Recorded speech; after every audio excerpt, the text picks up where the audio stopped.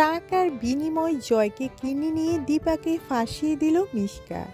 বিস্তারিত জানতে ভিডিওতে লাইক দিয়ে দেখতে থাকুন। বন্ধুরা, অনুরাগের ছোঁয়াতে আমরা সবাই দেখতে পারবো হঠাৎ করেই জয়কে চট দিয়ে বসে দীপা।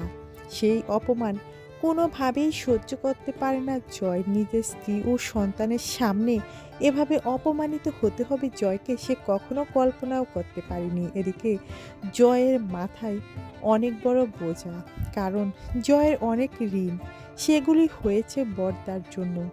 জয় সেটা বুঝতে পারছে খুব ভালোভাবেই। অন্যদিকে মিশকা যখনই ফোনে জয়ের নাম্বারটি পায় ঠিক তখনই তার সাথে যোগাযোগ করে জয়কে টাকার বিনিময়ে কিনে নেয়।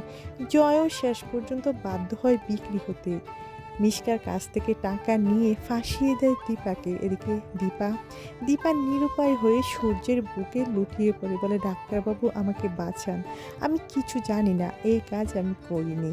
এবার কি হবে বন্ধুরা? শেষ পর্যন্ত সূর্য কি পারবে দীপাকে বাঁচাতে? দীপাকে কি পারবে নির্দোষ প্রমাণ করতে? মতামত জানিয়ে দিন কমেন্ট করে। ভিডিওটি ভালো লাগলে লাইক করুন। ধন্যবাদ সবাইকে।